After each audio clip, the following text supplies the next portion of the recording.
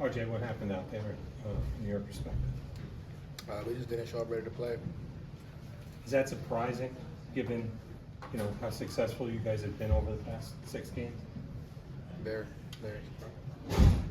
History says night games in the Valley are some of the toughest places to play anywhere in the country. Why were y'all not able to capitalize on that energy that was in there early on?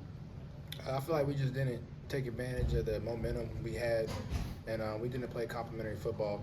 Defense would get a stop, offense, would go get stopped, and then offense would go score, and then we would, give up a touchdown. So, especially coming out of halftime, we just didn't capitalize.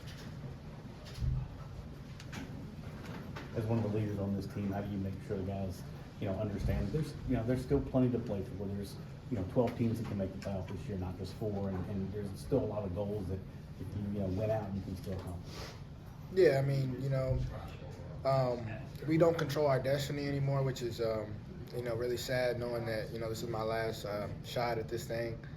But we're craftsmen. Like, this is our job. This is what we do. This is what we love to do. So I feel like guys are gonna show up and be their best no matter what our record is or what the scoreboard says. Guys are gonna come out and play football because they like to play football. So this is really what we do. It's disappointing to lose control of our season like this, my final season, but anything can happen, and we're just blessed to be alive and just be in this position. So just keeping perspective is always good in hard times like this. Did you guys know that you wouldn't have Peter or Shelton coming out at the second half? No, I didn't know. We were trying to clean stuff up. I wasn't. What was Wes Goodwin's message to the defense following the game? We just didn't control what we can control. We didn't stop them enough.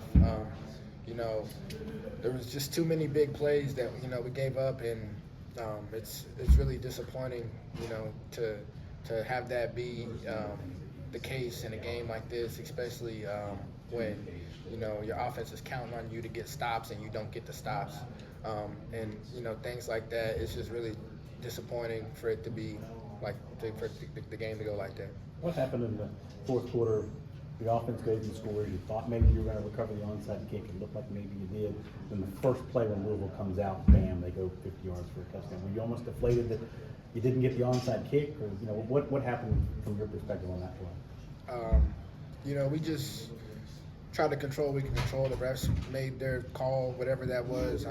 Obviously it wasn't what we agreed with, but that was a technical issue. We just misfitted up a counter, and it goes for 50 yards down the sideline. So all it takes is one guy in the wrong place, not doing his job, and the ball goes for 50 yards. And that was the case all night. Whether it was me, whether it was somebody else, people were just a step out of and good teams make you pay for stuff like that on the highest level. So there's so much we got to clean up, and whenever we watch the tape, we're gonna be sick that we missed this opportunity. But we just got to get better at the end of the day. Thank you, RJ.